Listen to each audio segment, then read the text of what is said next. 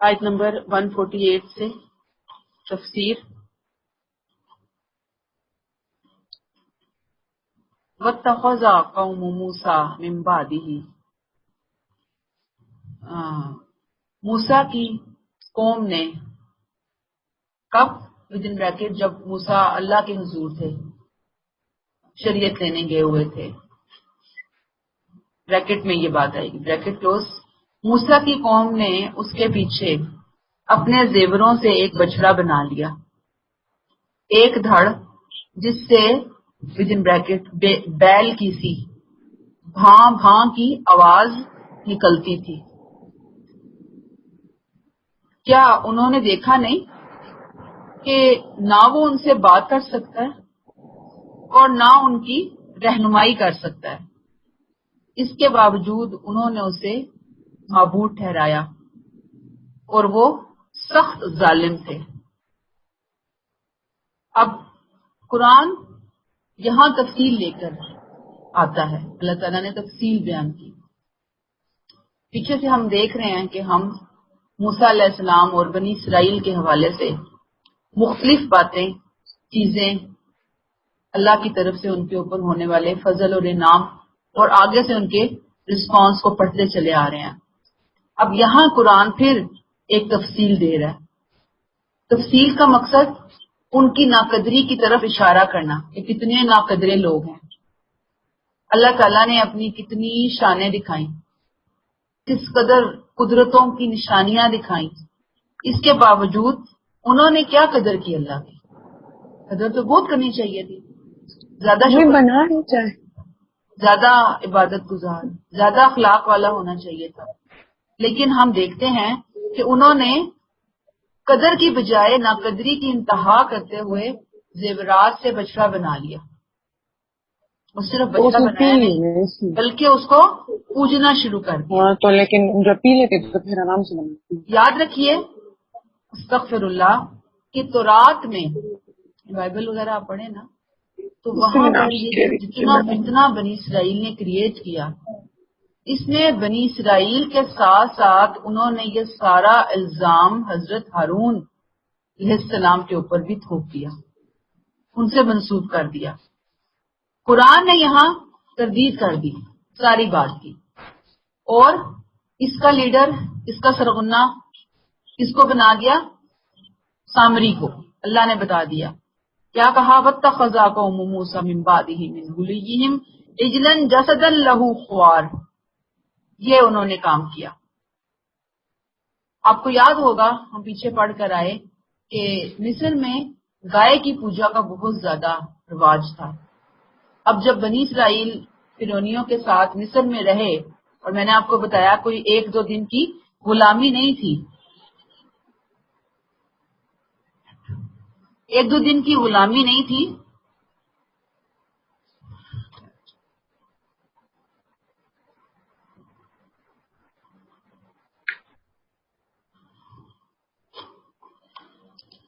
بلکہ سینکڑوں سال کی غلامی تھی. اور وہاں پہ رہتے رہتے بنی اسرائیل اس پوجا سے بہت متاثر ہو گئے. دیکھیں نا، آپ جب ایک گناہ والے ماحول میں، ایک گندگی میں رہتے ہیں تو آہستہ آہستہ اس گندگی کا جو احساس ہے نا وہ کیا ہو جاتا ہے؟ ختم ہونا شروع ہو جاتا ہے. یہی حال یہ جو ہے نا بنی اسرائیل کے ساتھ بھی ہوا تھا. اور پھر انہوں نے دیکھیں کہ کیسے جب موسیٰ علیہ السلام گئے ہیں تو ایک قوم کا شخص اٹھا، سامری، اور کہتے ہیں کہ وہ بہت اچھا کوئی آرکیٹیکٹ تھا وہ بندہ جو ہے نا. اور وہ ایسا تھا کیونکہ وہاں پہ بتوں کی بڑی بڑی قسمیں جو تھی وہ فیمس تھی، اور بڑے بڑے ٹاپ کلاس کے بت جو ہیں وہ بنائے جاتے تھے. آپ دیکھیں نا انہی کے زمانے کے حرام مصر کیا چیزیں ہیں، کہاں پہ بنی ہیں، کتنی بڑی بڑی، کس مخلوق نے بنائی، وہ بھی، یہ بھی انسان کی عقل میں نہیں آتا کہ وہ انسانوں نے بنایا ہوگا. تو بہرحال اب اس نے کیا کیا کہ سونا اکٹھا کیا، بچڑا بنایا، خاص سٹائل سے اس کو بنایا. وہ ایسا تھا کہ ہوا جب گزرتی، کراس وینٹیلیشن، تو وہ پھر کیا ہوتا، اس کے اندر سے بھاں بھاں کی آواز نکلتی، ڈکرانے کی آواز جسے ہم کہتے ہیں. اور اب آپ دیکھ لیجئے کہ یہ جو بنی اسرائیل کی اکثریت تھی وہ پہلے ہی دلوں کے اندر بچڑا لے کر بیٹھی ہوئی تھی، اس کی محبت لے کر بیٹھی ہوئی تھی۔ سامری نے جیسے ہی یہ کام کیا انہوں نے اس کو سامری کی کرامت سمجھ لیا، یعنی اس کو انہوں نے پہلے تو وہ حضرت موسیٰ علیہ السلام کے معجزات سمجھتے رہے، یہاں سامری کی کرامت سمجھا کہ کتنی بڑی اس کی کرامت ہے، اس نے ایسا بچڑا زیورات سے بنا کر کھڑا کر دیا۔ اب آپ دیکھ لیجئے کہ میں نے آپ کو جیسے بتایا کہ یہ جو اس طرح کا بچڑا بنا لینا ان کے لیے کوئی مشکل کام نہیں تھا، کیونکہ بت گری بہت زبردست طریقے سے، زبردست میں اس کو نیگیٹو انداز میں لے رہی ہوں کہ اپنے عروج کے اوپر تھی، انہوں نے بنا لیا اس طرح سے، اور پھر انہوں نے اس کو کرامت سمجھ کر ایک قدم آگے بڑھ کر اس کو اپنا معبود بنا لیا، حالانکہ وہ اللہ نے کہا الم یرو انہ لا یکلمہم ولا یہدیہم سبیلا، کہ انہوں نے دیکھا کہ نہ وہ ان سے بات کر سکتا ہے اور نہ ان کی رہنمائی کر سکتا ہے۔ اتخذوہ، اس کے باوجود انہوں نے اس کو بنا لیا ودن بریکٹ معبود، وکانوا ظالمین، اور وہ سخت ظالم تھے۔ گویا انہوں نے یہ سوچا کہ یہ وہ ہمارا بنی اسرائیل کا خدا ہے، معبود ہے، ہمیں مشکلات سے نجات دے گا۔ موسیٰ نے تو دی کوئی نہیں، نعوذ باللہ، اب یہ بچڑا جو ہے یہ ہمیں مشکلات سے نکالے گا اور یہ ہمیں ارض جو فلسطین ہے اس کی ہمیں بادشاہی دلوائے گا، یعنی اتنے زیادہ انہوں نے اس سے گمان یا عقیدے اس بچڑے سے وابستہ کر لیے۔ اور پھر وہی بات ہے کہ جو موسیٰ علیہ السلام کو پہلے بھی وہ کہہ رہے تھے نا، جب آپ کو یاد ہوگا کہ جب دریا عبور کر کے آئے تھے تو وہ قوم ملی تھی جو کہ بچڑے کی پوجا کر رہی تھی، عبادت کر رہی تھی، ان کا ہمیں بھی ایک ایسا خدا چاہیے۔ وہی بات کہ وہی اپنی خواہش جو بار بار اس کا اظہار کر رہے تھے، جانے کے فوراً بعد موقع ملا، اور موقع ملتے ہی پوری کی پوری قوم، بہت تھوڑے، ساری کی ساری قوم اس شرک کے اندر مبتلا ہو گئی۔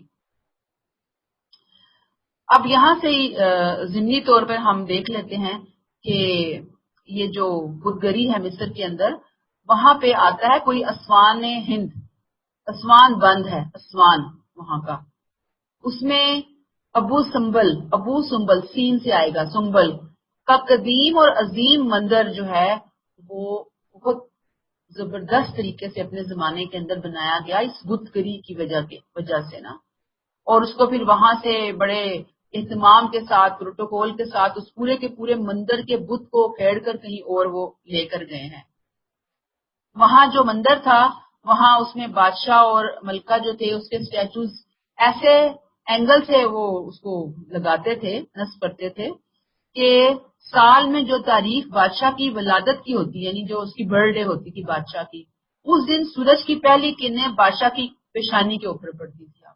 یعنی آپ سوچیں نا ذرا کہ کیا انہوں نے وہ سٹائل بنایا ہوا تھا اپنے بتوں کا کہ اس دن برتھ ڈے والے دن سورج کی کرن اس کی پیشانی پہ پڑتی تو پورے کے پوری مصری تو اس کے سامنے بس وہ سجدہ ریز ہی ہو جاتے کہ کیا زبردست بات ہے کہ سورج نے پرنام کیا ہمارے بادشاہ اور ملکہ کے سٹیچوز کو، حالانکہ ایسا ہوتا نہیں تھا۔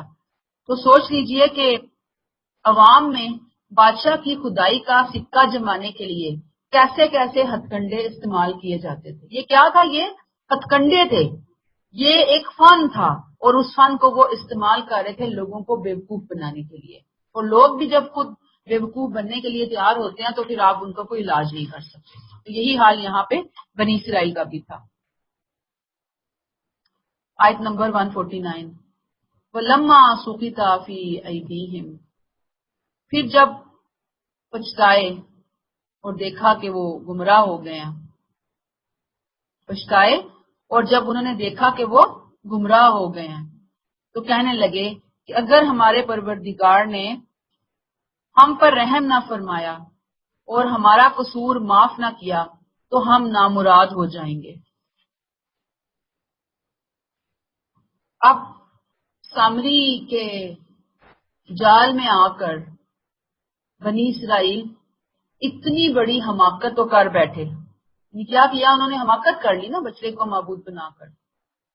بنانے کو تو بنا لیا بچڑا، وہ بھاں بھاں کی آوازیں بھی سن لی اور بڑے اس سے امپریس بھی ہو گئے، لیکن اب جب لوگوں نے توجہ دلائی، ظاہری بات ہے کہ کچھ اچھے لوگ موجود ہیں، حضرت ہارون علیہ السلام اور ان کے ساتھی کچھ نہ کچھ یقیناً موجود ہوں گے، اور انہوں نے آ کر بتایا کہ یہ تو بڑی سخت تم لوگوں نے غلطی کی ہے، تم نے تو بہت بڑا شرک کر لیا، گمراہ ہو جاؤ گے، گمراہ ہو گئے ہو۔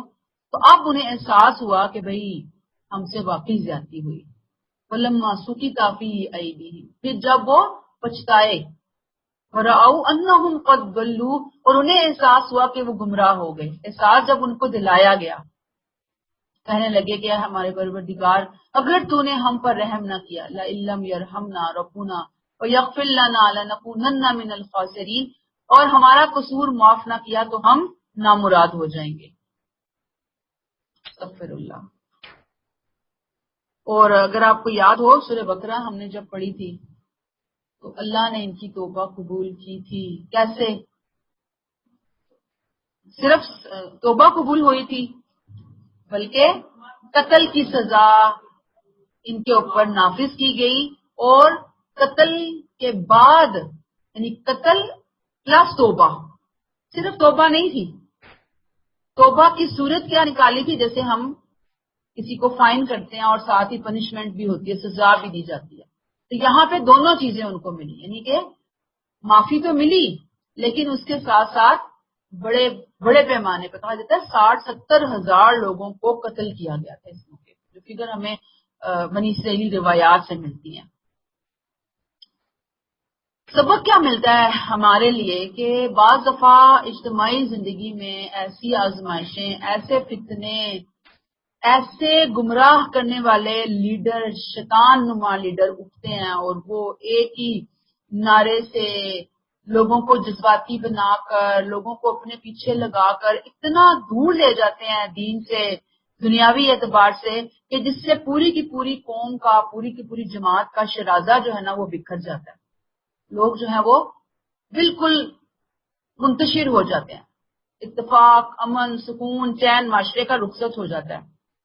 اور بعض دفعہ ہوتا کیا ہے کہ اس معاشرے کے اندر جو سمجھدار لوگ ہوتے ہیں، بعض دفعہ ان کی بھی سمجھداری اس وقت کام نہیں آتی، یا تو ان کو پتہ ہی نہیں چلتا، اس وقت تک نہیں پتہ چلتا، نہیں ہوش آتی کہ پانی سر سے گزر رہا ہے، اور جب وہ گزر جاتا ہے تو ان کو خیال آتا ہے، اور اگر کسی کو پہلے آ بھی جائے اور وہ مسلسل اپنی قوم کو سمجھائے بجائے تو قوم سمجھنے کے لیے تیار نہیں ہوتی۔ وہ بالکل یہی حال ہے کہ جسے ہم کہتے ہیں کہ طوطی کی نکار خانے میں کون سنتا ہے، یہی حال ہو جاتا ہے اس وقت مصلحین کے حوالے سے، سمجھانے والوں کے حوالے سے۔ تو اللہ تعالیٰ سے ہمیشہ دعا گو رہنا چاہیے کہ اللہ تعالیٰ اس طرح کے فتنوں سے ہمیں اور ہماری نسلوں کو اور تمام مسلمانوں کو بچائے رکھ کے جو انسان کا ایمان سلب کر لے، جو اس کے عقیدے کو خراب کر دے۔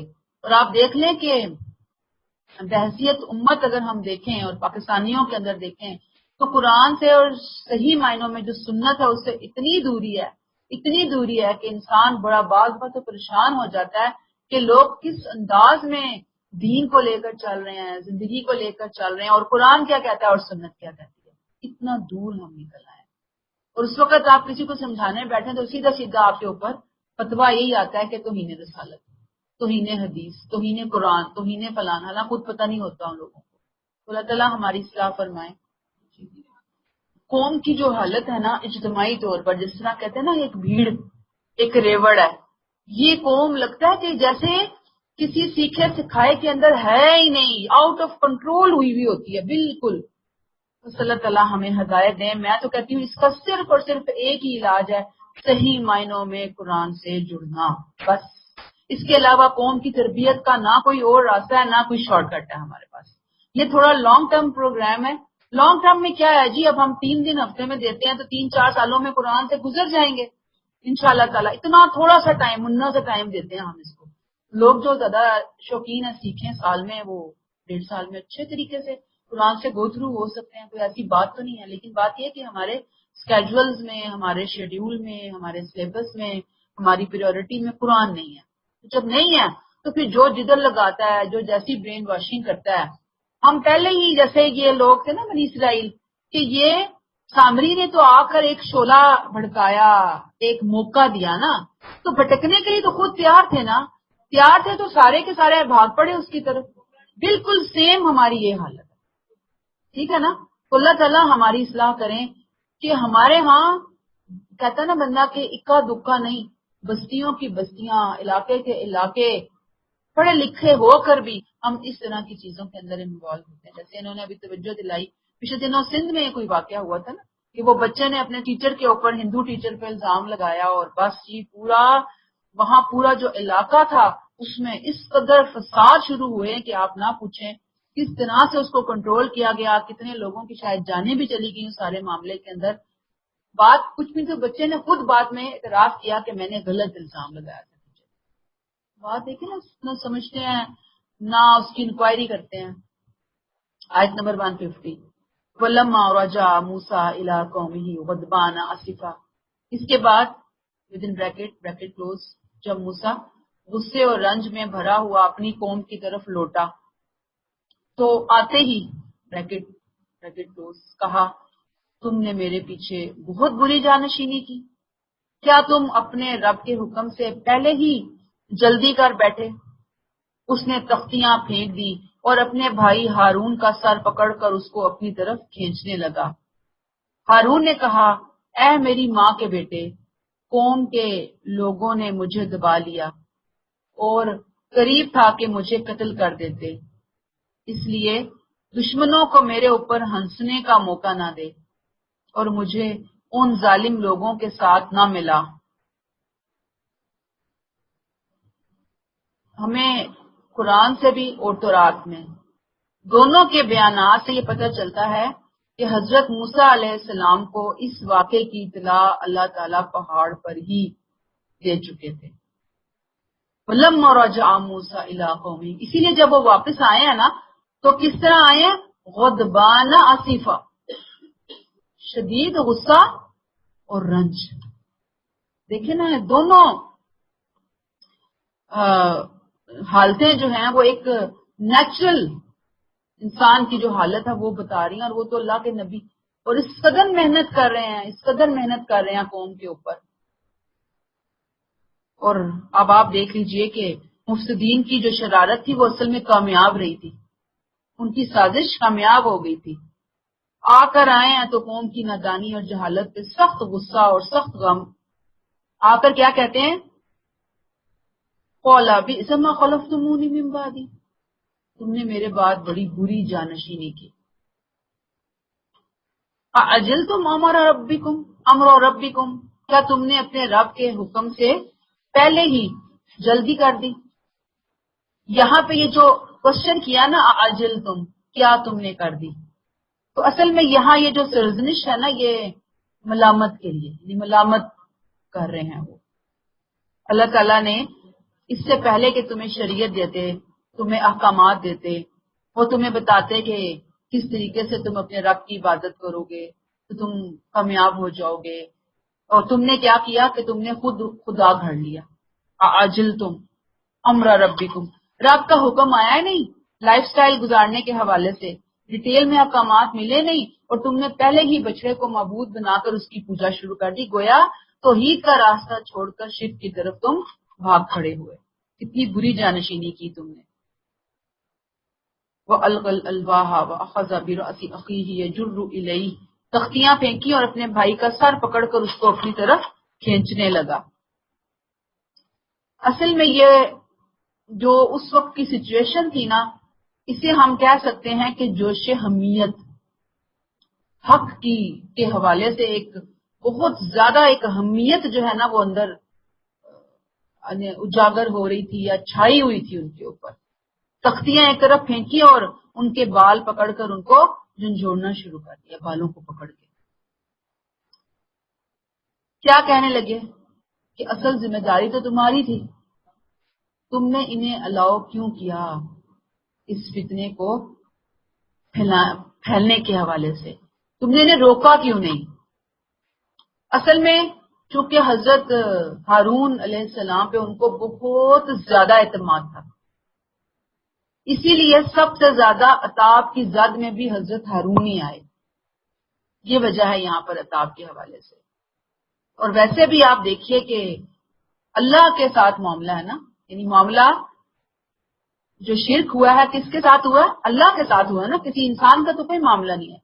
اللہ کے حق میں بہت بڑا ظلم ہوا ہے، اور یہ جو ظلم ہے یہ نبی کی حیثیت سے اب وہ دوسرے نبی کے ساتھ اپنا معاملہ کر رہے ہیں نا، تو یہ جوش اور جذبہ غیرت ایمانی ہے، ان کے لیے اس چیز کی اجازت ہوگی یقیناً. اور حضرت ہارون علیہ السلام کے ساتھ ان کا اعتماد کا، محبت کا جو رشتہ ہے اس کی وجہ سے آ کر انہوں نے تھوڑی سختی کی ان کے اوپر. حضرت ہارون علیہ السلام کیا کہنے لگے؟ قال ابن امّا ان القوم استضعفونی. ہارون نے کہا اے میری ماں کے بیٹے، قوم کے لوگوں نے مجھے دبا لیا اور قریب تھا وقادوا یقتلوننی کہ وہ مجھے قتل ہی کر دیتے. یا اخی نہیں کہا بلکہ ابن امّا کہا، اے میری ماں جائے، ماں کے بیٹے ماں جائے. اتنا خوبصورت انداز ہے اپنی صفائی پیش کرنے کا. ویسے ہی فصیح اللسان تھے، وہ خطیب بہت اچھے تھے. یہاں پر بات کر رہے ہیں شفقت نمایاں ہے اپنے چھوٹے بھائی کے لیے، اور کیا کہہ رہے ہیں کہ قوم نے مجھے اتنا دبایا کہ پوری قوم سمجھے موسٹلی لوگ ایک طرف ہو گئے تھے، اور انہوں نے مجھے پریشرائز کیا بہت زیادہ، اور یہاں تک بات ہوئی کہ وہ مجھے قتل ہی کرنے پر تل گئے تھے. فتنہ شرارت اس حد تک آگے چلی گئی تھی. گویا ان کی یہ بات ہے نا، ان القوم استضعفونی وقادوا یقتلوننی، قوم نے دبایا اور مجھے قتل کرنے لگے. یہ جملہ بتا رہا ہے کہ انہوں نے یقیناً قوم کو روکا بھی ہے، پوری کوشش کی انہوں نے قوم کو روکنے کی، اور آگے سے قوم کا جو ریئیکشن تھا وہ کیا تھا کہ انہیں مارنے پہ آ گئے. گویا انہوں نے اپنی جان کو خطرے میں ڈال کر قوم کو روکا، سمجھانے بجھانے کی کوشش کی. لیکن قوم کی اکثریت سامری کے ساتھ تھی اور تھوڑے سے لوگ ان کے ساتھ تھے. ظاہری بات ہے کہ پھر ان کی کوئی بھی نہیں سن رہا تھا. لہٰذا اب انہوں نے یہی سوچا، مصلحت اسی میں دیکھی کہ یہ حضرت موسیٰ علیہ السلام کی واپسی کا انتظار کریں اور دیکھیں کہ ایسا نہ ہو کہ مزید قوم کسی فتنے کا شکار ہو جائے اور پھر موسیٰ علیہ السلام آ کر کہیں کہ یہ نہیں، یہ اسٹیپ اٹھانا تھا. خاموشی اختیار کر لی پھر انہوں نے مصلحتاً. کیا کہتے ہیں؟ فلا تشمت بی الاعداء، دشمنوں کو میرے اوپر ہنسنے کا موقع نہ دے اور مجھے ان ظالم لوگوں کے ساتھ نہ ملا. مطلب کیا ہے کہ میں اس فتنے سے بری ذمہ ہوں، میرا کوئی ہاتھ نہیں ہے. یہ ساری شرارت دشمنوں کی ہے جس کی وجہ سے آپ مجھ پہ غصے ہو رہے ہیں، غضبناک ہو رہے ہیں. اب آپ جتنا مجھ پہ غضبناک ہوں گے، غصے ہوں گے، اتنا ہی ان لوگوں کے ہنسنے کا سبب بنے گا. یہ ہنسیں گے، یعنی یہ ہنسیں گے کہ دیکھو آ کر موسیٰ نے اپنے بھائی کے ساتھ کیا معاملہ کیا ہے. خوشی کریں گے کہ آپ نے تو آ کے اس فتنے کا ذمہ دار مجھے ٹھہرا دیا نا.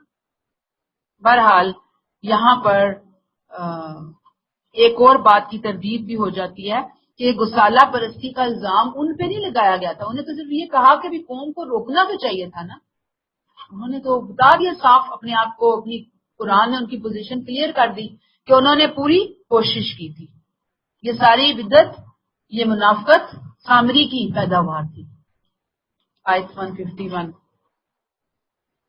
قال رب اغفر لی ولاخی. تب موسیٰ نے دعا کی، اے میرے پروردگار مجھے اور میرے بھائی کو معاف کر دیجئے، ہمیں اپنی رحمت میں داخل کیجئے، اس لیے کہ آپ سب رحم کرنے والوں سے بڑھ کر رحم کرنے والے ہیں. گویا اب جب بات کھلنا شروع ہوئی، غصے میں آئے تھے، پکڑا جھنجھوڑا، بھائی نے بات کرنا شروع کی، بڑا اچھا انداز تھا. حضرت ہارون کے اس عذر کو قبول کر لیا. میں نے آپ کو بتائی ابھی یہ بات کہ حضرت موسیٰ علیہ السلام کو ان پر یہ شبہ ہرگز نہیں تھا کہ یہ فتنے کے بانیوں میں سے ہیں یا ان کے ساتھ مل گئے ہیں. یہ نہیں تھا معاملہ.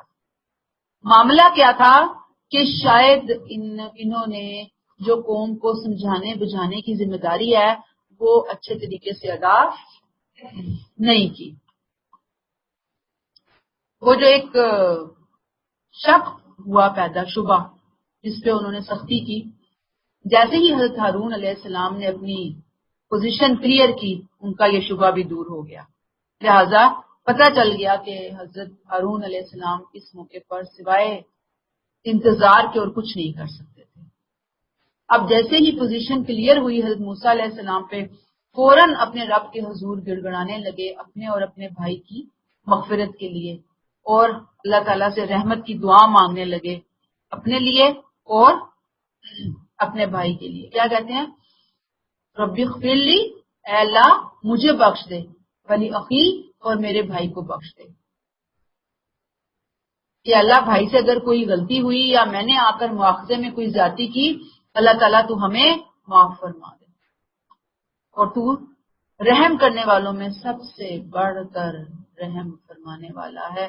وَأَنْتَ أَرْحَمُ الرَّاحِمِينَ، اللہ سے بڑھ کر اور کوئی رحم کرنے کا دعویٰ نہیں کر سکتا. دو باتیں یہاں سے پتہ چلتی ہیں، دو لیسن ہمیں ملتے ہیں. نمبر 1 یہ کہ دعائے مغفرت کا ادب کیا ہے کہ پہلے اپنے لیے انسان دعا مانگے اور پھر دوسروں کے لیے مانگے. یہاں سے ہمیں ایک انداز پتہ چلتا ہے. دوسری چیز کہ بندہ مومن کو اپنے مومن بھائی سے بڑے سے بڑی غلط فہمی ہو سکتی ہے نا. اب یہاں پہ دیکھیں نا، کتنے بڑے پیغمبر ہیں، بھائی سے ہو گیا معاملہ، لڑائی بھی ہو سکتی ہے، ہاتھا پائی بھی ہو سکتی ہے، لیکن جیسے ہی حقیقت سامنے آئے اس وقت انسان اسے اپنی انا کا مسئلہ نہ بنائے کہ بس میں نے جو کہہ دیا سو کہہ دیا، اب میری بات پتھر پر لکیر ہو گئی، اب تو میں ادھر سے ادھر نہیں ہو سکتا.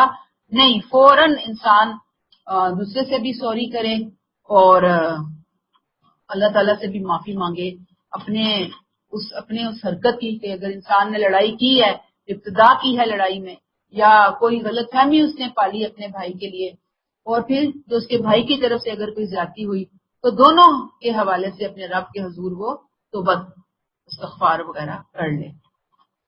یہ اچھی بات ہے. آیت 152 ان الذین اتخذوا العجل سینالہم، بے شک جن لوگوں نے بچڑے کو معبود بنایا ہے ان کے پروردگار کا غضب انہیں پہنچ کر رہے گا، اور وہ اسی دنیا کی زندگی میں بھی ذلیل ہوں گے. ہم جھوٹ باندھنے والوں کو ایسا ہی بدلہ دیتے ہیں. آیت 153 بھی لے لیجئے.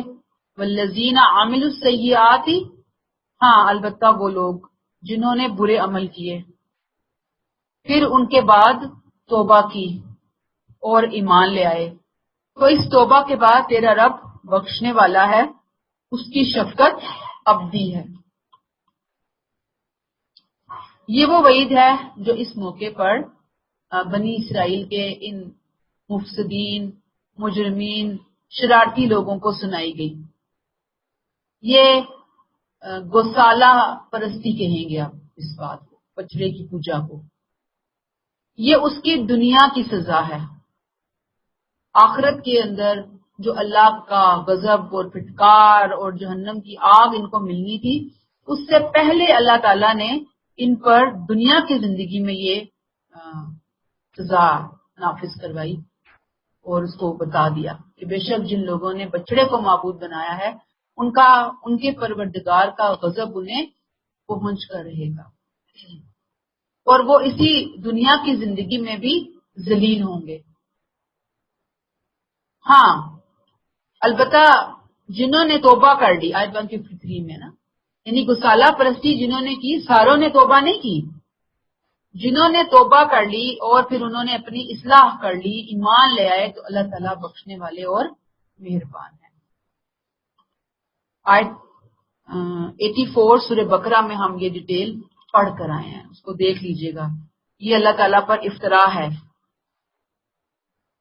اصل میں ہوا کیا تھا کہ بنی اسرائیل نے یہ جو جرم کیا تھا نا بچڑے کو معبود بنانے کا، یہ پیغمبر کی موجودگی میں ہوا تھا. کب ہوا تھا؟ اتمام حجت کے بعد ہوا تھا. اور میں نے آپ کو بتا دیا کہ جب اتمام حجت ہوتا ہے تو پھر دنیا میں لازماً سزا ملتی ہے. اسی لیے اللہ تعالیٰ نے کیا کہا کہ یہ جو انہوں نے گھڑا ہے اس کے لیے صرف توبہ کافی نہیں ہوگی، بلکہ توبہ کے ساتھ جماعت، یہ جو جماعت ہے بنی اسرائیل کی، اس کو صاف کیا جائے گا، اس کینسر زدہ حصے کا آپریشن کر کے، سرجری کر کے اس کو ختم کر دیا جائے گا، اس کو نکال دیا جائے گا، کیونکہ ان کا جرم بہت بڑا ہے، چھوٹا جرم نہیں ہے، یہ بہت بڑا جرم ہے۔ ہاں، جو توبہ کر لیں گے اللہ تعالیٰ اس کو معاف فرما دیں گے۔ لہٰذا پھر یہاں پر وہی ہے، میں نے آپ کو بتایا تھا کہ 3 طرح کے لوگ تھے۔ ایک وہ جو مکمل طور پر انوالو تھے بچڑے کی پوجا میں، دوسرے وہ جو کہ کی نہیں تھی انہوں نے لیکن وہ ان کے ساتھ ساتھ بھی تھے، اور تیسرے وہ تھے کہ جو کہ بالکل ہی الگ تھلگ ہو گئے تھے۔ تو جنہوں نے نہیں کی تھی لیکن وہ ساتھ تھے، ان کے ہاتھوں سے پھر ان کو اللہ تعالیٰ نے قتل کروایا تھا، یہ سزا امپلیمنٹ ہوئی تھی۔ اور اس میں بھی یہی بات ہے کہ کچھ لوگوں کو سزا جیسے نہیں ملی، وہ کوئی وہی تھے کہ جو نہیں شامل ہوئے تھے اور انہوں نے پھر توبہ بھی کی تھی، تو اللہ تعالیٰ نے ان کو پھر معاف فرما دیا تھا۔ بنی اسرائیل کا یہ گناہ اتنا بڑا کیوں تھا؟ اسی وجہ سے تھا کہ بعض گناہ ایسے ہوتے ہیں، استغفر اللہ تعالیٰ معاف فرمائے، کہ انسان کا ایمان سلب کر لیتے ہیں۔ یہ گناہ اسی نوعیت کا گناہ تھا، اسی لیے پھر ایسی سخت سزا اور پھر ایسی سخت معافی کے بعد ہی ان کی توبہ قبول اور منظور ہوئی۔ نہیں، وہ تو مشرکین، ان کا اپنا ایک سٹائل ہے، بنی اسرائیل کی نسل سے نہیں ہے۔ مشرکین آپ کو پتہ نہیں ابراہیم علیہ السلام کے دور سے، اس سے پہلے بھی، یہ شاید ان کا عقیدہ یا نظریہ یہ کہ جو چیز فائدہ دیتی ہے نا ہمیں، تو وہی ہمارا خدا ہے۔ تو وہ مین گائے ہے، تو باقی تو ان کے ہزاروں شاید لاکھوں کی تعداد میں بت ہیں۔ جہاں سے کوئی خوف آتا ہے، جہاں سے کوئی امید بنتی ہے، جہاں سے کوئی لالچ ہوتی ہے، وہ اس کو اپنا خدا بنا کے پوجنا شروع کر دیتے ہیں۔ معاف جنہیں قتل کیا گیا، اگر انہوں نے توبہ کی تھی تو ان کو معاف کر دیا۔ بعض ایسے اکڑ خان ہوتے ہیں، وہ اینڈ تک توبہ نہیں کرتے، تو جو نہیں کرتے مفسدین، تو پھر ان کو تو معافی بھی نہیں ملی نا۔ اس طرح صرف قتل کی سزا امپلیمنٹ ہوئی ہے ان کے اوپر۔ آیت 154، وَلَمَّا سَقَطَ عَن مُوسَى الْغَضَبُ أَخَذَ الْأَلْوَاحَ،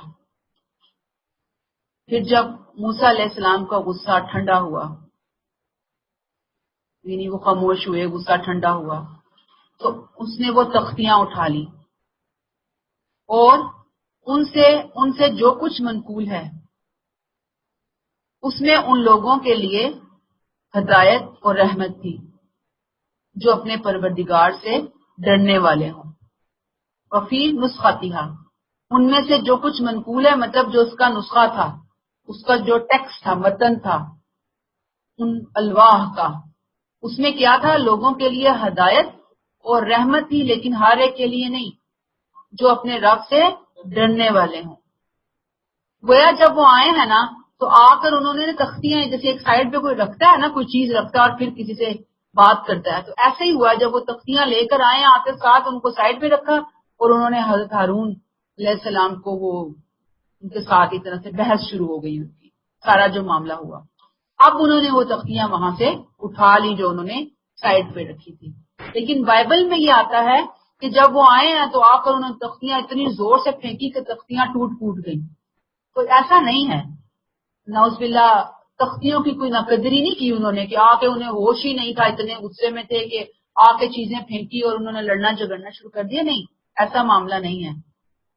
یہ بالکل ایسے ہی ہے کہ جیسے کوئی بندہ باہر سے آتا ہے، آپ دیکھتے ہیں کہ گھر میں آئے ہیں، بچوں نے انتہائی کوئی گھر میں فتنہ فساد کھڑا کیا ہوا، آپ شاپنگ کر کے آتے ہیں تو یہ تو نہیں کرتے کہ شاپنگ کی چیزیں ہی پھینک دیتے ہیں ساری، شاپنگ کو سائڈ پہ رکھ کے جلدی سے وہ اس معاملے کو ہینڈل کرنے کی کوشش کرتے ہیں۔ تو بالکل یہاں پر ایسا ہی معاملہ ہوا کہ انہوں نے وہ جو تختیاں رکھی تھی ان کو انہوں نے اٹھایا۔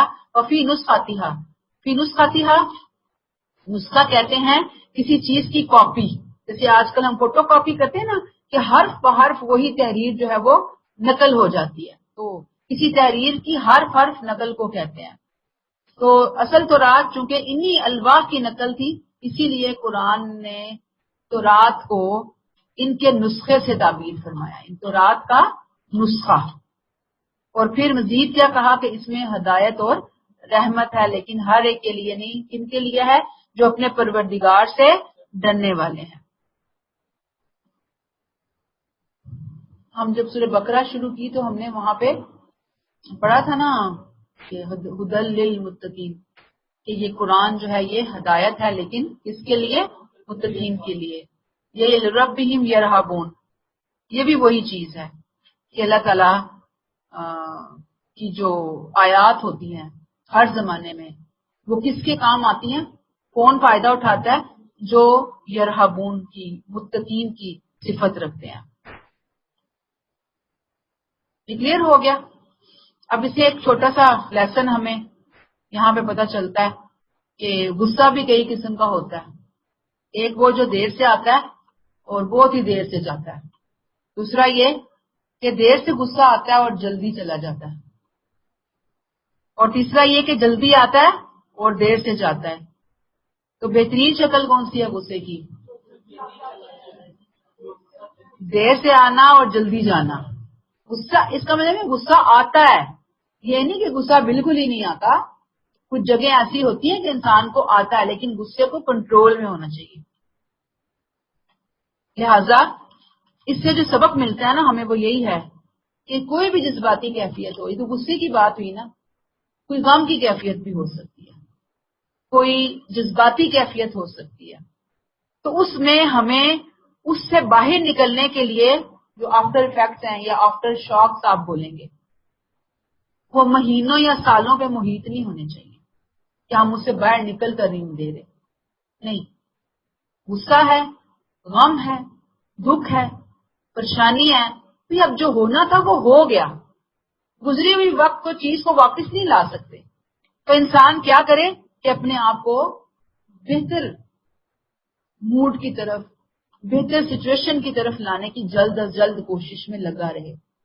کیونکہ یہ اللہ تعالیٰ کی نعمتوں کی، ان کی طرف سے آئی ہوئی آزمائشوں کی ناشکری ہے نا کہ ہم بس لے کر ہی بیٹھ گئے ہیں، سارے کام دھندے چھوڑ دیے ہیں، بس اب ہم غم منانے لگے ہوئے ہیں اس ایک بات کا. غم تو بہت بڑے بڑے ہو سکتے ہیں، انسان کو اپنی چیزوں کو اپنے اوپر سوار نہیں کرنا چاہیے. یہ ایک ضمنی سا سبق تھا جو میں نے اس آیت سے آپ کے لیے لیا. آیت نمبر 155. وقت اور موسیٰ قومہ، پھر موسیٰ نے اپنی قوم کے 70 آدمیوں کو منتخب کیا تاکہ وہ ہمارے مقرر کیے ہوئے وقت پر حاضر ہوں. ودن بریکٹ، پھر جب وہ حاضر ہوئے، اور بریکٹ کلوز، پھر جب ان کو ایک سخت زلزلے نے آ پکڑا تو موسیٰ نے عرض کیا، ہے میرے رب، اگر تو چاہتا تو پہلے ہی ان کو اور مجھے ہلاک کر سکتا تھا.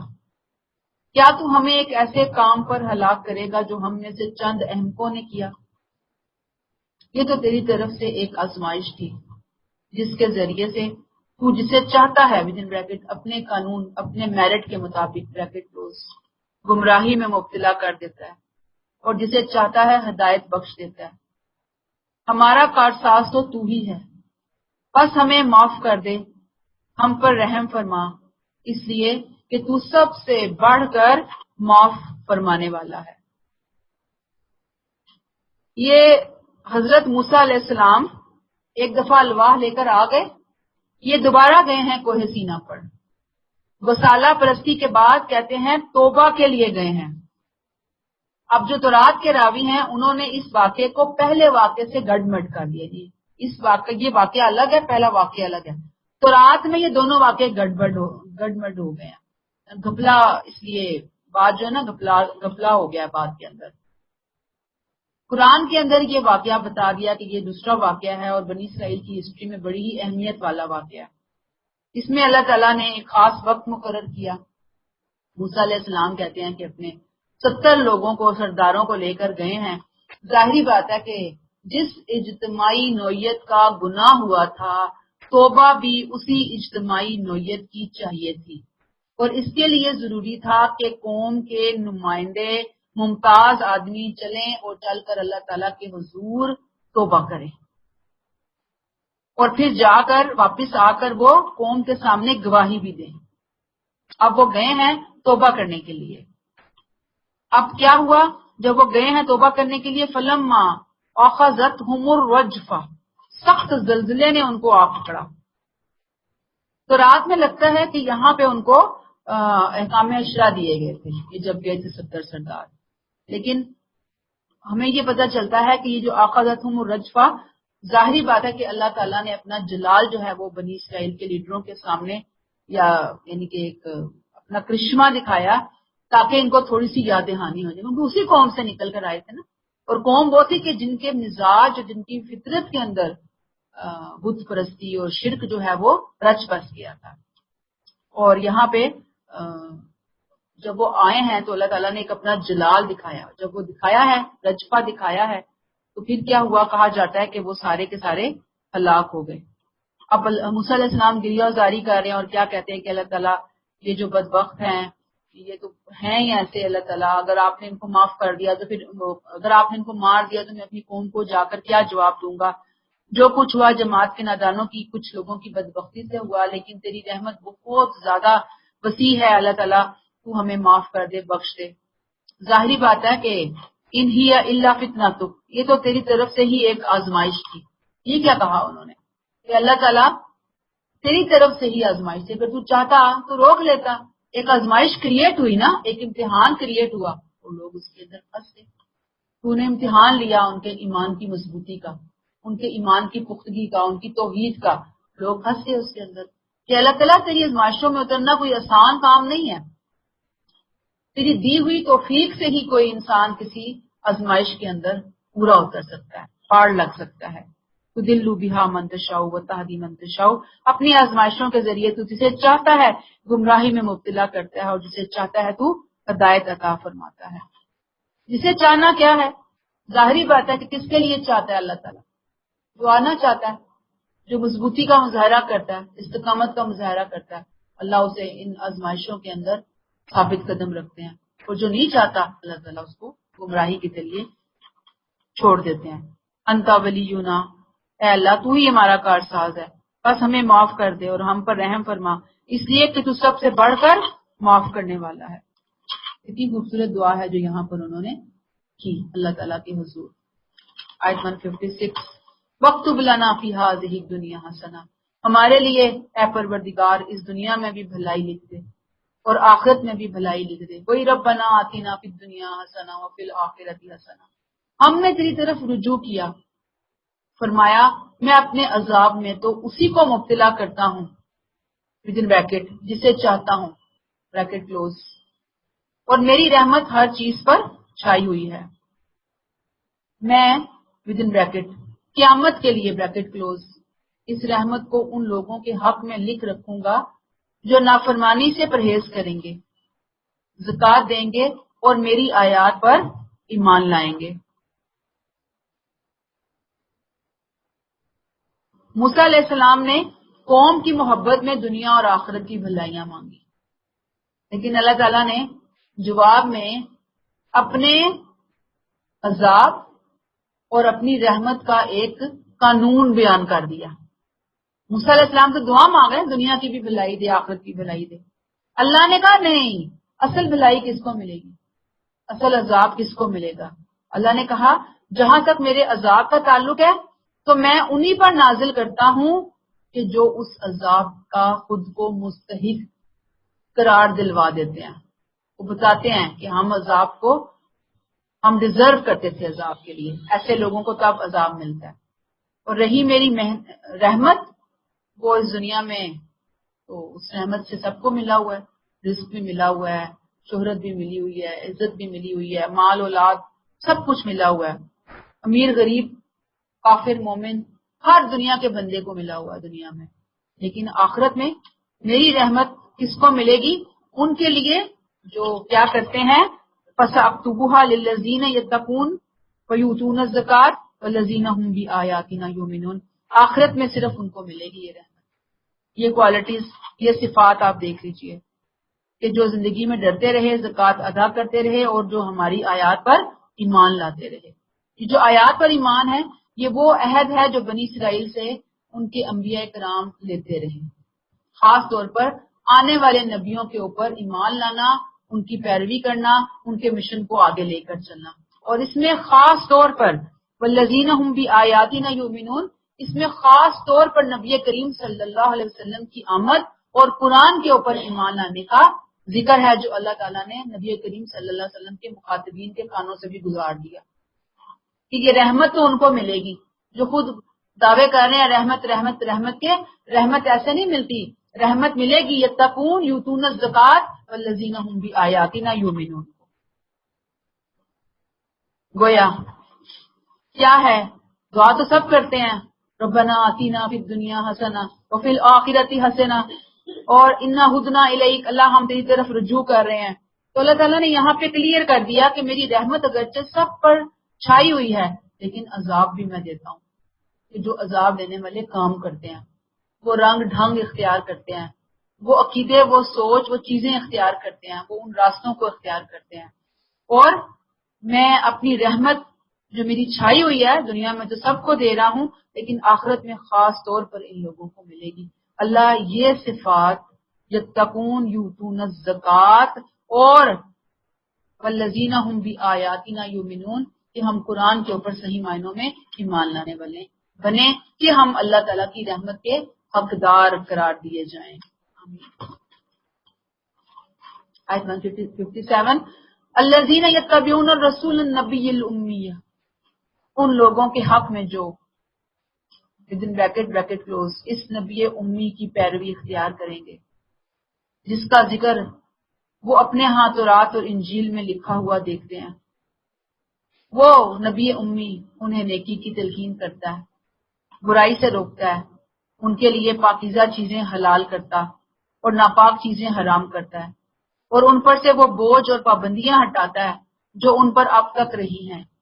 لہذا جو لوگ اس نبی پر ایمان لائے، جنہوں نے اس کی عزت کی اور اس کی مدد کے لیے اٹھ کھڑے ہوئے، اور اس روشنی سے مراد نور اللہ جی سے مراد قرآن بریکٹ کلوز کی پیروی اختیار کر لی جو اس کے ساتھ اتاری گئی ہے، تو یہی لوگ اصل میں کامیاب ہونے والے ہیں.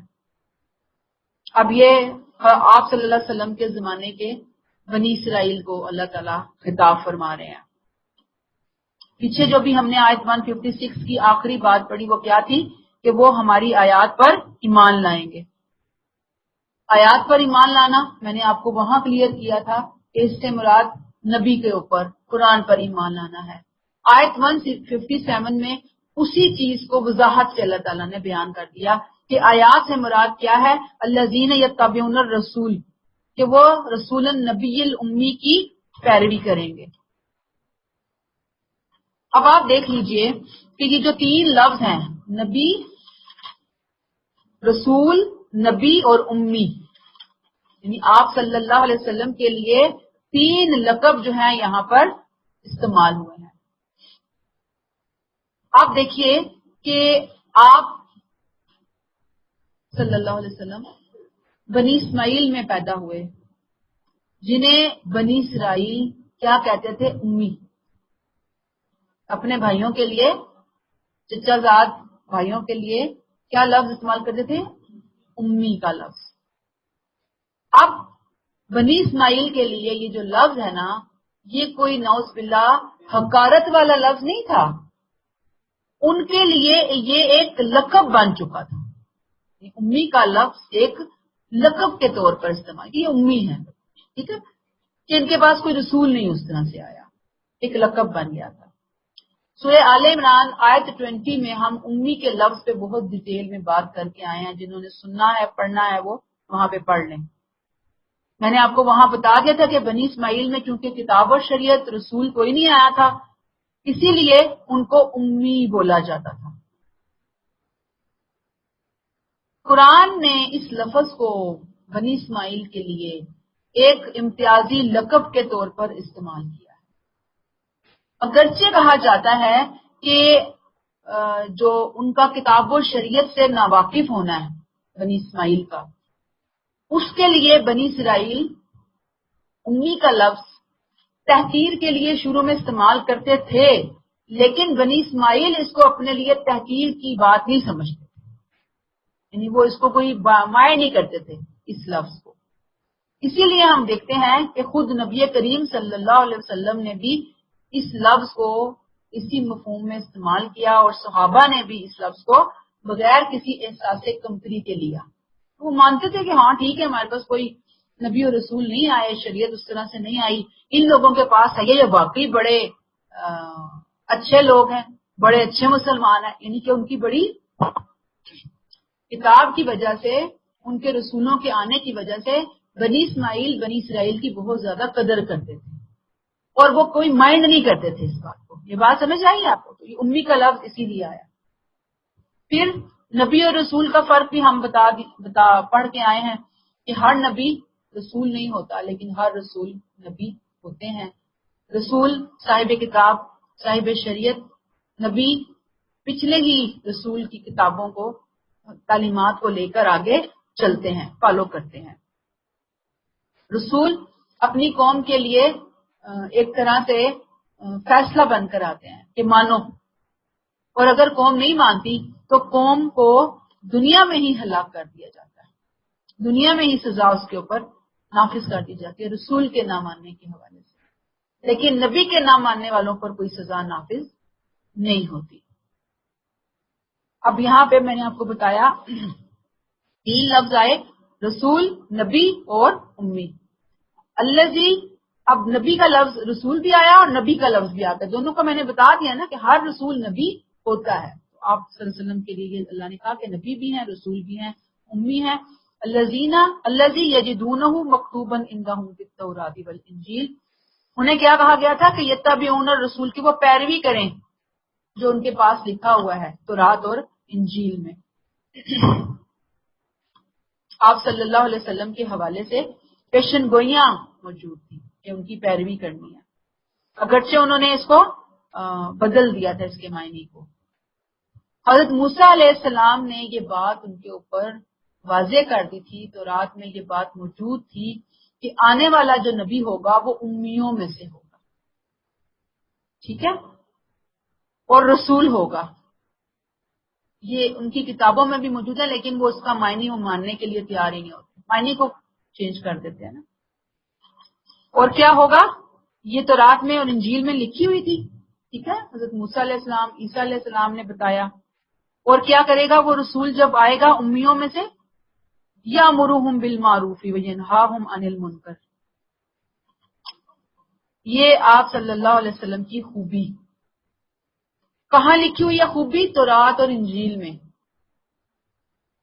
کہ برائی سے روکے گا، بھلائی کا حکم دے گا، جو پاک چیزیں انہوں نے حرام کر رکھی ہیں انہیں حلال قرار دے گا، اور جو ناپاک کو اپنے لیے حلال کیے بیٹھے ہیں وہ ان کو حرام قرار دے گا۔ یامرہم بالمعروف وینہاہم عن المنکر ویحل لہم الطیبات ویحرم علیہم الخبائث۔ کلیئر ہو گئی یہ بات؟ یہ تورات اور انجیل میں انبیاء کرام کے، بڑے بڑے جلیل القدر انبیاء کرام کے میسیجز۔ وَيَضَعُ عَنْهُمْ إِصْرَهُمْ، اور وہ ان سے بوجھ، وَالْأَغْلَالَ الَّتِي كَانَتْ عَلَيْهِمْ، اور پابندیاں ہٹاتا ہے جو اب تک انہوں نے اپنے اوپر ان کو اٹھایا ہوا ہے۔ یہ کون سی پابندیاں؟ خود ساختہ پابندیاں، فقہی پابندیاں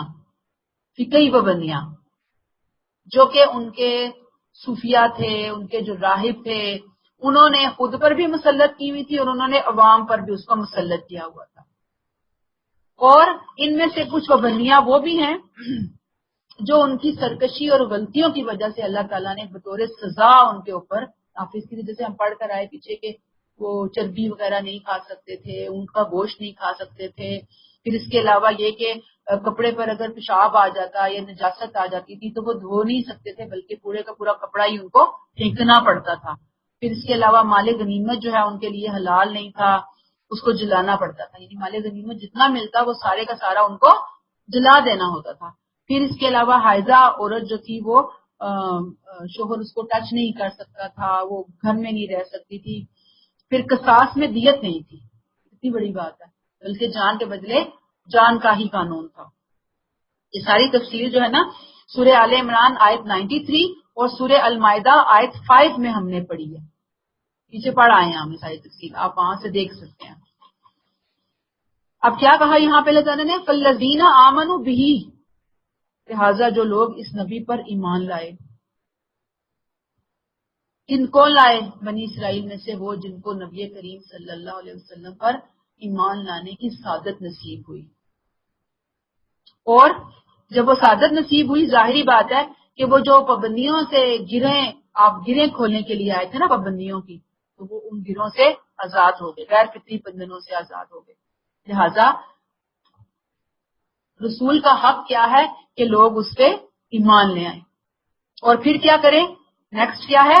عزروہ، انہوں نے اس کی عزت کی، یعنی عزت کی جائے گی۔ عزت بھائی بتا سمجھیں گے تو کوئی عزت کریں گے نا۔ نصروہ، مدد کے لیے اٹھ کھڑے ہوئے کہ اب مخالفت ہو رہی ہے آپ صلی اللہ علیہ وسلم کی، ہمارا کام ہے کہ ہم اپنا ووٹ آپ صلی اللہ علیہ وسلم کے پلڑے میں ڈال کر آپ کے لیے کھڑے ہو جائیں، آپ کے دفاع کے لیے، قرآن کے دفاع کے لیے۔ وَاتَّبَعُوا نُورَ الَّذِي أُنزِلَ مَعَهُ، نور کی پیروی کی جو آپ صلی اللہ علیہ وسلم کے ساتھ قرآن کی شکل میں اللہ نے نازل کیا۔ اللہ کہتے ہیں اولئک هم المفلحون، یہی لوگ ہیں جو فلاح پانے والے ہیں۔ تو ظاہر بات ہے جو یہ کام نہیں کرے گا، کون سا سے کام؟ آمنوا به، عزروہ، نصروہ، واتبعوا نور الذی، تو اس کا مطلب ہے وہ فلاح پانے والا نہیں ہے۔ کلیئر ہوگی بات؟ اب اس میں سے سبق کیا ہے ہمارے لیے؟ بڑا ہی امپورٹنٹ سبق ہے، بڑی ہی زبردست آیات کا جو آخری حصہ ہے کہ نبی کریم صلی اللہ علیہ وسلم تشریف لے آئے، ایمان تو ہم لے آئے زبانی کلامی، زبان کی حد تک تو مانتے ہیں، اور اتنا مانتے ہیں کہ شاید آسمان سے تارے توڑ کر لانے کی باتیں بھی ہم بہت اچھی کر لیتے ہیں۔ کرنا کیا ہے؟ عزروہ، نصروہ، واتبعوا، یہ تین کام کرنے ہیں۔ صحابہ نے کس طرح کیا تھا عزروہ؟ ہمیں دیکھنا پڑے گا نا کہ جو ہم سے پہلے گزرے انہوں نے کیسے کیے یہ تین کام، اور ہمیں کیسے کرنے ہیں۔ آپ دیکھ لیجئے کہ عزروہ، اتنی عزت تھی آپ صلی اللہ علیہ وسلم کی، اتنا احترام تھا کہ جس محفل میں آپ صلی اللہ علیہ وسلم تشریف لا فرما ہوتے، صحابہ کرام ایسے بیٹھتے تھے کہ جیسے کہتے ہیں کہ کوئی لکڑی ہے جو زمین میں گاڑ دی گئی ہے اور پرندے آ کر ہمارے سروں پہ بیٹھتے تھے۔ ادب کی انتہائی جسے کہتے ہیں نا حالت، ہمہ گوشت ہوتے تھے، پوری توجہ سے بات سنتے تھے، اونچی آواز سے کوئی نہیں بولتا تھا آپ کی محفل میں، آپس میں بھی ایک دوسرے سے نہیں بولتے تھے، نظریں نیچی ہوتی تھی۔ آپ صلی اللہ علیہ وسلم کو بہت کم لوگ ہیں کہ جو آپ کو پوری نظر بھر کے دیکھتے تھے، اتنا ادب تھا۔ اور اب آپ دیکھ لیجئے کہ آپ سے نہ پہلے بیٹھتے تھے نہ آپ سے آگے چلتے تھے، اور وضو کے پانی کے بارے میں تو ہم جان چکے کہ گرتا باہر کہیں کرتے تو وہ پانی لے کر اپنے لینے کے لیے اس کو بے چین اور بے قرار ہوتے تھے۔ ایون یہاں تک اتنا ہوتا تھا کہ آپ صلی اللہ علیہ وسلم کے دروازے پہ جا کے آپ کو جو پکارنا ہوتا یا دستک ہوتی تھی، کہتے تھے کہ جو انگلیوں کے جو ناخن ہے نا ہلکی ہلکی دستک، جاتے نہیں تھے دروازہ جا کے زور زور سے۔ اور پھر جب آپ صلی اللہ علیہ وسلم کا نام مبارک لیا جاتا تو درود شریف پڑھتے تھے۔ یہ عزروہ ہے۔ اس کے برعکس آج آپ دیکھ لیجئے قرآن کی محفلیں، علم کی محفلیں، نبی کریم صلی اللہ علیہ وسلم کی جہاں پہ بات ہو رہی ہوتی ہے، ہم کتنا احترام کرتے ہیں، کتنی ہم اہمیت دیتے ہیں، کتنا شور و غل نہیں ہوتا، چیخ چیخ کے پورے علاقے کو ہم نے سر پہ اٹھایا ہوا ہوتا ہے۔ عجیب و غریب قسم کی ہماری عزروہ ہے۔ اللہ تعالیٰ ہمیں ہدایت دیں۔ اور نصروہ، ظاہری بات ہے کہ آپ کے مشن کو انہوں نے آگے بڑھایا، جو مشن آپ صلی اللہ علیہ وسلم لے کر آئے تھے، جو شمع آپ لے کر آئے تھے، اس شمع کو انہوں نے، اس نور کو آگے منتقل کیا آنے والی نسلوں کے اندر۔ اور پھر واتبعوا نور الذی، ظاہری بات ہے کہ قرآن کا اتباع کیا ہے انہوں نے، تو اتباع ایسے ہی ہے کہ عمل بھی کیا ہے اور دوسروں تک پہنچایا بھی ہے۔ لا اولئک هم المفلحون، انہوں نے فلاح پائی، اور آج ہم فلاح سے کیسے جڑیں گے، فلاح کیسے پائیں گے؟ ظاہری بات ہے کہ جب ہم یہی کام کریں گے، اس انداز میں کریں گے۔ اللہ ہمیں توفیق عطا فرمائے کہ ہم ایمان کے ساتھ ساتھ باقی چیزوں کو بھی لے کر آئیں۔ ایمان تو ہے، یعنی ان چار چیزیں ہیں، تو ان میں سے ایک نام نہاد قسم کی کوئی چیز ہے ہمارے پاس، امت مسلمہ کے پاس، لیکن باقی چیزیں جو اس کے سائیڈ بائی سائیڈ انتہائی ضروری ہیں، اور فلاح کو اللہ نے ان چار چیزوں کے ساتھ جوڑا ہے، کامیابی کو ان چار چیزوں کے ساتھ جوڑا ہے۔ ہم سمجھتے ہیں بس ایک کافی ہے کہ ہم نبی کی امت میں سے ہیں، ہم بخشے جائیں گے، بس نہیں، بہت بڑی ہم سے بھول ہو گئی ہے۔ غلط فہمی ہو گئی ہے. یہ 3 کام ہمیں کرنے ہیں، کریں گے کامیابی ہے، نہیں کریں گے اللہ تعالیٰ ہمیں ہدایت عطا فرمائے. السلام علیکم ورحمۃ اللہ وبرکاتہ.